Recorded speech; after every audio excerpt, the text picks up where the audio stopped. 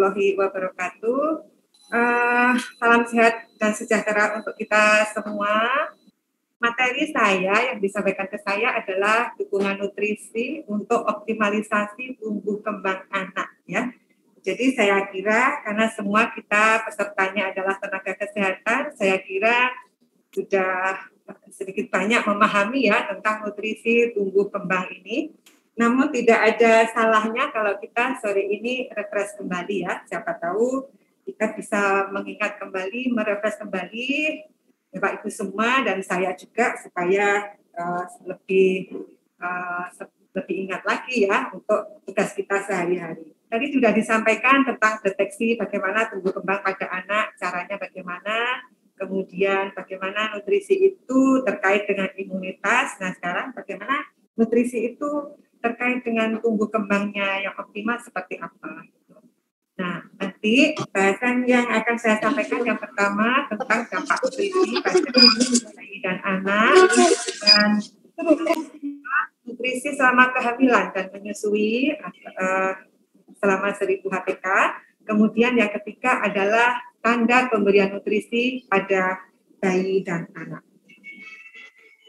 Kita ketahui bahwa nutrisi itu berperan penting dalam proses tumbuh kembang anak, kemudian merupakan kebutuhan dasar dari seorang anak ya untuk berkembang secara optimal. Tentunya apabila kebutuhan dasar tersebut tidak bisa terpenuhi akan menimbulkan beberapa dampak.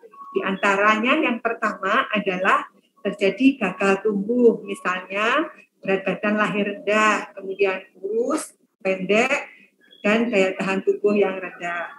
Yang kedua, bisa terjadi hambatan kognitif sehingga nilainya pada saat di sekolah rendah, kemudian tentunya nanti akan berpengaruh terhadap keberhasilannya di pendidikannya ya.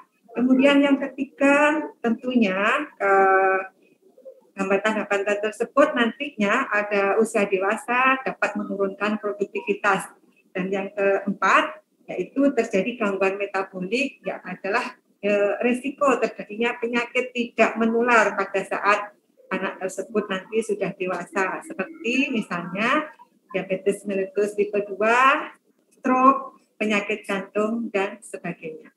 Ini saya sampaikan lagi bahwa dampak kekurangan nutrisi ini jelas terlihat ya, Bapak Ibu semua terkait data Riskesdas 2018 seperti tadi yang sudah disampaikan oleh Bu Dr. Anak bahwa saat di tahun 2018 hasil Riskesdas itu menunjukkan bahwa balita dengan gizi buruk dan gizi kurang itu masih sebesar 17,7%. Padahal target dari rencana pembangunan jangka menengah nasional itu 17%. Nah, ternyata untuk tahun ini kan sudah 5 tahun yang akan datang ya rencana panjangnya, jadi 2020-2024. Nah nantinya 2024 itu pemerintah menargetkan bahwa status gizi buruk ini bisa mencapai 7% ya, tapi indikatornya adalah wasting kurus dan sangat kurus. Nah apalagi sekarang era pandemi di mana pandemi ini sangat berpengaruh terhadap seluruh sendi-sendi kehidupan kita semuanya termasuk kesehatan ya. Mudah-mudahan tidak sampai apa yang sudah tercapai yang tadi seperti di dalam Riskesdas 2018 itu sudah 17,7 nanti bisa jadi meningkat ya. Mudah-mudahan tidak terjadi seperti itu. Selain status gizi buruk dan gizi kurang ya, nah ini yang lagi booming adalah terkait dengan stunting, di mana tahun 2018 kemarin itu angka balita dengan sangat pendek dan pendek itu masih sekitar 30,8%. Padahal target 2019 28%, tentunya masih belum tercapai ya. Nah, saya sampaikan juga bahwa targetnya nanti 2024 itu sekitar 19%. Ya, sekali lagi kita berdoa mudah-mudahan targetnya itu bisa terpenuhi. Gitu, ya. Ini adalah dampak kekurangan nutrisi pada pertumbuhan. Kemudian dampak kekurangan nutrisi pada perkembangan otak, yaitu terjadinya gangguan terhadap perkembangan otak, diantaranya adalah gangguan pada fungsi kognitifnya, motoriknya, begitu juga dengan sosio-emosionalnya. Ada juga gangguan mungkin terhadap kemampuan belajarnya bila dia sudah usia sekolah, kemudian konsentrasi dan perhatiannya. Itu yang terkait dengan otak. Sampai tadi sudah dijelaskan oleh Bu Bidan bagaimana posisi otak, mana yang bayi sehat dan mana yang tidak sehat ya. Bedanya itu sudah terlihat di sana. Kemudian bagaimana nutrisi untuk tumbuh kembang anak supaya bisa mengatasi dampak-dampak tersebut di atas ya. Upaya apa yang kita lakukan?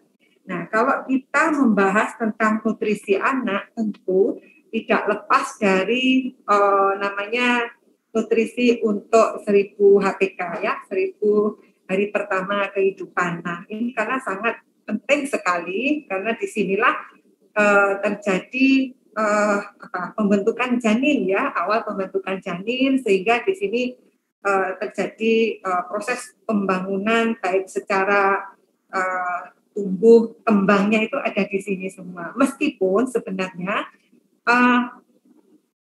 jaminan untuk nutrisi yang baik itu tidak diawali dari 1000 HPK saja, bahkan harusnya itu sebelum seorang wanita itu hamil. Jadi kita sering mendengar bahwa pada saat seseorang wanita mau menikah, kemudian atau ibu yang mau hamil lagi, ingin mempunyai anak lagi, nah itu harusnya dalam kondisi status gizi yang baik tentunya ya.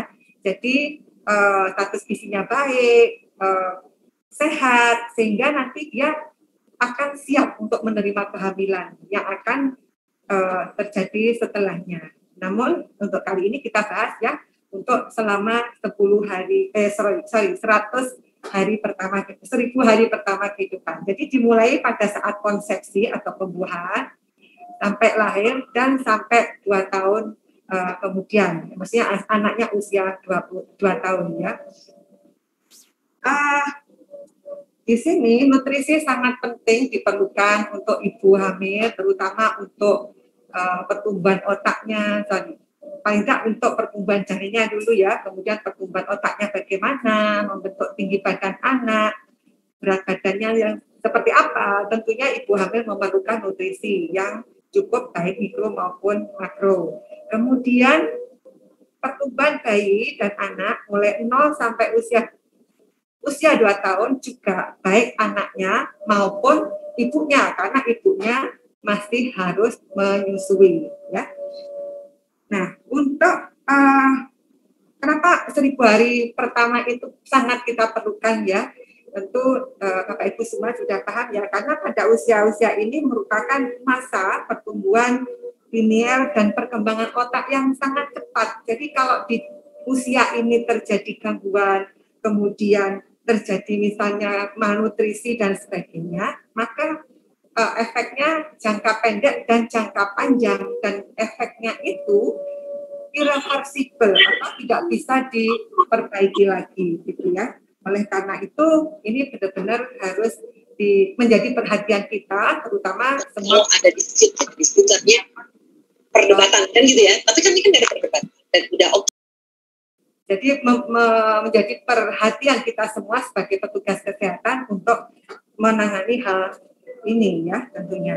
Nah, dari segi nutrisi ibu hamil ya, ini saya sampaikan gambarannya saja ya, bahwa ada perbedaan antara ibu yang tidak hamil dengan ibu hamil gitu ya. Menurut angka kecukupan gizi tahun 2019.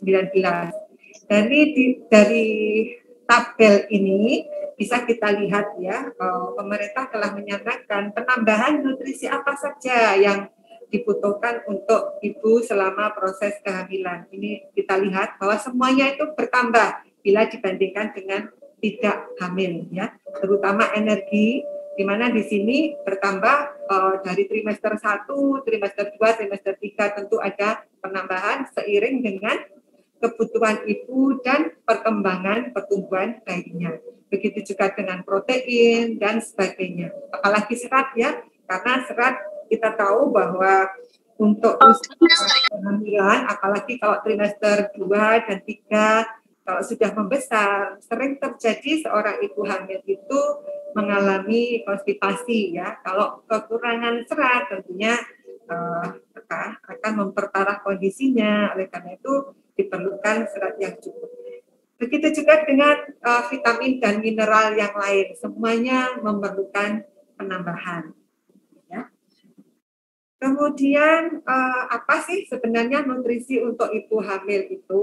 Kemudian sumbernya apa saja ya? Ini saya sampaikan meskipun tidak semuanya ya, bahwa zat gizi yang sangat urgent diperlukan pada saat seorang ibu hamil untuk tumbuh kembang anaknya secara maksimal dan tentu juga untuk kesehatan ibunya. Jadi selain anaknya yang tumbuh dengan baik, juga ibunya dalam kondisi yang tetap sehat ya. Yang pertama adalah asam folat ya, tentunya ini sangat diperlukan dalam rangka pembentukan sistem saraf pusat dan otak ya. Sumbernya ada sayuran hijau dan sebagainya. Kemudian asam lemak tak jenuh diperlukan untuk tumbuh kembang sistem saraf pusat dan otak juga.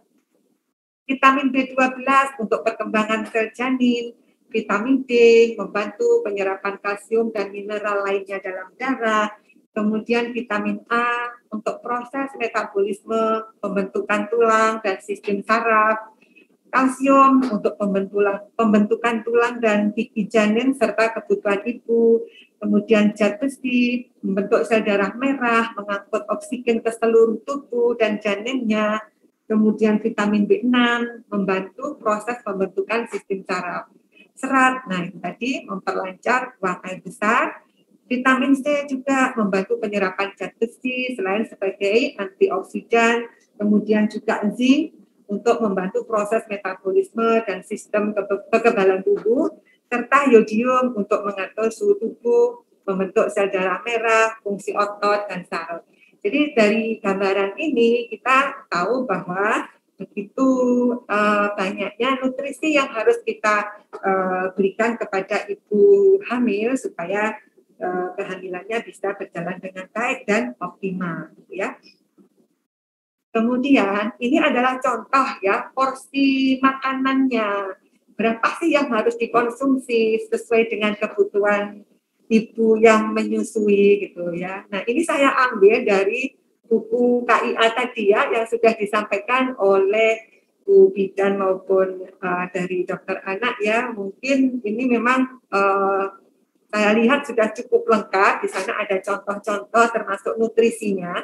Berapa nutrisi atau porsi makanan yang harus dikonsumsi pada misalnya ibu hamil trimester 1, kemudian ibu hamil trimester 2 dan 3, sekaligus bahan makanannya apa saja gitu ya, mulai mulai nasi atau makanan pokok, protein hewaninya, protein nabati, sayuran, buah-buahan, minyak atau lemaknya, gula, serta mungkin air minumnya ya atau air putih. Di sini sudah jelas dicantumkan, jadi memang mungkin buku ini memang harus dimiliki oleh semua ibu hamil dan juga ibu menyusui serta untuk memantau balitanya ya. Di situ sudah dijelaskan juga. Jadi tinggal kita mengedukasikan kepada para ibu hamil ini loh berapa porsi yang harus mereka konsumsi selama proses kehamilan sesuai dengan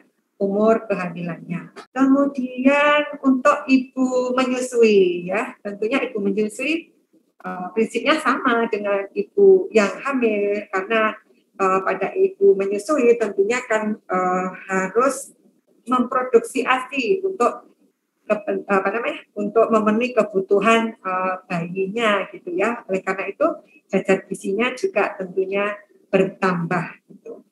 Nah, begitu juga tentang porsi makanannya yang harus dikonsumsi selama proses menyusui. Tentunya tidak jauh berbeda dengan pada saat hamil ya, tentunya lebih banyak daripada kalau tidak hamil atau tidak menyusui.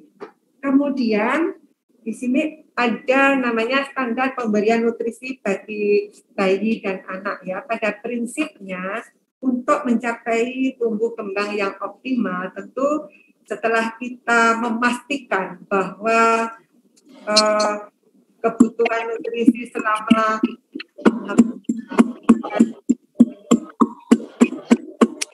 tentunya adalah kebutuhan dari anaknya yang harus kita perhatikan. Dimulai dari yang pertama adalah inisiasi menyusu dini atau IMD yang diberikan segera setelah lahir. Kemudian yang kedua, memberikan ASI saja sejak lahir sampai bayi usia 6 bulan. Kemudian memberikan makanan pendamping ASI atau MPASI mulai umur 6 bulan. Dan menyusui yang dilanjutkan sampai usia 24 bulan. Nah, ini adalah tahap-tahapnya. Sorry, ini ada garis merah ya, kayaknya kok muncul sendiri, tidak tahu dari mana tadi. Ya. Kita bahas satu persatu, Bapak Ibu. Yang pertama adalah inisiasi menyusu dini. Nah, pengertiannya adalah bahwa IMD adalah proses membiarkan bayi mencari puting susu ibunya untuk dapat segera menyusu dalam 1 jam pertama setelah lahir. Recording in progress. Kemudian, apa sih manfaat daripada IMD ini? Yaitu adalah melancarkan produksi ASI, kemudian bayi mendapatkan kekebalan tubuh karena mendapatkan kolostrum, kemudian tentu kita perlu memahami apa sih sebenarnya kolostrum, kemudian apa sih keunggulan dari kolostrum itu, kenapa harus diberikan kepada bayi sesaat setelah kelahirannya gitu ya. Nah, ini adalah nutrisi atau zat-zat yang ada di dalam kolostrum ya, ternyata luar biasa ya. Ada vitamin. Di sini lengkap sekali, ada vitamin A, ada vitamin B1, B2, B5, B6, sampai vitamin C, E, asam folat, dan sebagainya. Kemudian mineral, ada kalsium, magnesium, zinc, sodium, potasium, fosfor, dan kemudian ada juga asam amino esensial, ada leusin, isoleusin, histidin, methionine, lisin, dan sebagainya. Begitu juga asam amino non-esensial, arginin, sistein, dan sebagainya. Nah, yang terpenting di dalam kolostrum ini ada yang namanya imunoglobulin. Yang ini yang kadarnya yang sangat diperlukan oleh di antaranya ada imunoglobulin A, imunoglobulin G, M, lisosin, dan lactoferrin. Ya.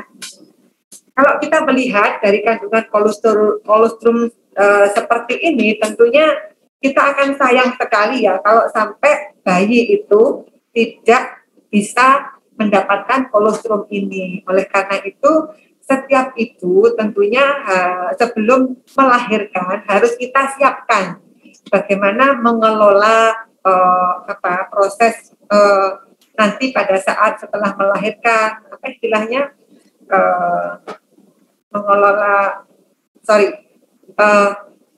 supaya ASI-nya lancar pada saat setelah bayi lahir, sehingga bayinya nanti itu tidak akan kesulitan untuk mendapatkan kolostrum ini. Semua petugas kesehatan harus memberikan pemahaman kepada yang mau melahirkan supaya nanti dia siap untuk memberikan kolostrumnya kepada bayinya. Ini adalah manfaat kolostrum yang penting untuk bayi. Ya. Yang pertama adalah kolostrum itu tadi pusatnya nutrisi, ya, penuh dengan antibodi, nutrisi penting, rendah kandungan lemaknya, tapi tinggi protein, tinggi karbohidrat, vitamin, dan mineral, gitu ya. Kemudian mudah dicerna. Nah, ini karena menjadi makanan pertama bagi bayi yang baru lahir. Tentunya sesuai dengan sistem pencernaan bayi yang masih sangat halus ya, itu yang paling sesuai. Kemudian juga sebagai pencahar ya, pencahar terbaik bagi bayi saat mengeluarkan feses pertamanya, atau yang biasa disebut dengan mekonium ya. Kolostrum juga sebagai vaksinasi alami, di mana kandungan antibodinya sangat baik untuk membangun kekebalan tubuh melawan berbagai penyakit infeksi, dan yang terakhir tentu baik untuk pertumbuhan otak karena begitu banyak nutrisi yang terkandung di dalam kolostrum tadi ya. Ini luar biasa manfaatnya. Nah, kalau sudah kita memberikan kolostrum bisa kita berikan dengan baik, tentu selanjutnya adalah dengan memberikan ASI eksklusif, yaitu ASI yang diberikan kepada bayi sejak dilahirkan mulai selama 6 bulan ya, tanpa menambahkan atau mengganti dengan makanan atau minuman lain. Ini sesuatu yang luar biasa dan tidak semua ibu bisa melakukannya gitu ya, karena ini sangat membutuhkan persiapan dari awal kehamilan dan sebagainya, di mana kondisi itu benar-benar siap, nutrisinya benar-benar bagus sehingga bisa mempertahankan pada bayinya selama 6 bulan. Nah, ini luar biasa butuh perjuangan tentunya ya untuk bisa memberikan ASI eksklusif. Karena apa? Karena manfaat ASI itu juga banyak ya. Yang pertama tentu ASI seperti halnya kolostrum mengandung semua zat gizi yang dibutuhkan oleh bayi. Yang kedua, sesuai dengan sistem pencernaan bayi. Tentunya yang ketiga adalah aman, bersih, dan sesuai dengan suhu tubuh bayi. Kemudian mengandung zat kekebalan tubuh, melindungi bayi dari alergi dan infeksi. Beberapa manfaat ASI tentunya yang lainnya ya mungkin lebih murah karena tidak harus membeli gitu ya dan sebagainya. Komposisi ASI diantaranya selain mengandung zat gizi makro dan zat gizi mikro, tentunya ASI mengandung zat aktif yang sangat diperlukan oleh tubuh bayi ya. Untuk zat gizi makro, pada karbohidratnya di sana ada komponen yang utama yaitu namanya laktosa yang dicerna karena mengandung enzim laktase. Laktosa ini menciptakan suasana asam dalam usus yang dapat menekan pertumbuhan kuman penyebab penyakit gitu ya. Kemudian di dalam ASI juga tinggi protein berbentuk W sekitar 70% dan kasein 30%, di mana bersifat protein B ini bersifat tahan asam, mudah diserap, yang berperan dalam imunitas tubuh seperti laktoferin, lizozim, dan imunoglobulin A. Kemudian juga ada lemak sebagai sumber energi utama bayi dalam bentuk asam lemak ya, ada asam palmitat, asam foleat, dan juga asam lemak esensial seperti asam linoleat, dan DHA ya. Sedangkan zat gizi mikro yang sudah kita bahas juga tadi banyak mengandung seluruh vitamin yang larut lemak, itu vitamin A, D, E, dan K, serta vitamin yang larut air. Ada kandungan mineralnya dan ion, ada bikarbonat, kalsium klorida, natrium sulfat, dan sebagainya. Nah, selain zat gizi makro dan gizi mikro juga ada zat aktif ya, di mana zat aktifnya itu di situ bahwa ASI mengandung berbagai faktor pertumbuhan yang sangat penting diperlukan untuk bayi dan anak. Kemudian mengandung sel epitel dan sel darah putih untuk imunitas, mengandung banyak hormon ya seperti kalsitonin dan sebagainya untuk pertumbuhan, metabolisme, menekan peradangan, dan hormon-hormon lain seperti leptin, resistin, grelin yang berfungsi dalam pengaturan energi, komposisi tubuh, dan kontrol nafsu makan. Juga mengandung enzim yang penting untuk menunjang sistem pencernaan bayi yang belum matur atau yang belum sempurna. Nah, ini adalah kelebihan-kelebihan yang dimiliki oleh ASI gitu ya, yang sangat luar biasa. Kemudian ini adalah gambaran sepintas ya bagaimana ukuran ASI ya. Perkiraan ukuran ASI yang diberikan, jadi misalnya kalau dalam 1 hari misalnya 7 mili, diberikan lebih sering 8-12 kali sehari. Dalam 2 hari bagaimana, 3 hari, 1-3 minggu, 3 minggu sampai 3 bulan, atau sampai 6 bulan, di mana setiap semakin usianya bertambah, pemberiannya akan semakin berkurang gitu ya. Kemudian kalau sudah 6 sampai 9 bulan, pemberiannya juga frekuensinya juga menurun karena sang bayi sudah mendapatkan MPASI. Begitu juga 9 sampai 12 bulan. Kemudian di atas 12 bulan apabila sang ibu masih bisa menyusui, tentunya nanti akan sebagai tambahan untuk MPASI yang sudah diberikan kepadanya, ya, seperti itu. Nah, setelah ASI eksklusif setelah umur 6 bulan, tentunya yang kita berikan selanjutnya adalah makanan pendamping ASI, yaitu makanan yang diberikan setelah usia 6 bulan, di mana pada usia tersebut ASI tentunya sudah tidak dapat memenuhi kebutuhan gizi bayi, karena tentu bayinya semakin tumbuh, semakin besar, tentu kebutuhannya akan semakin banyak. Ya. Oleh karena itu perlu diberikan makanan tambahan. Tujuannya apa untuk pemberian MPASI ini? Yang pertama adalah untuk memenuhi kebutuhan gizi bayi, ya, karena kebutuhannya semakin meningkat, otomatis ASI saja tidak cukup tadi, sehingga harus ditambahkan dengan MPASI.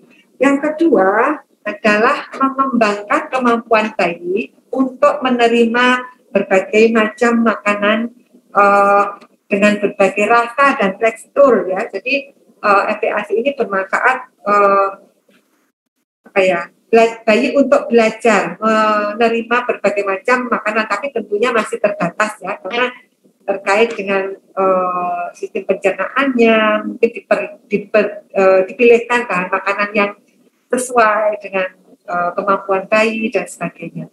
Kemudian yang ketiga, mengembangkan kemampuan bayi. Ibu Uun, Bu, 5 menit lagi, nggih. Siap, ya.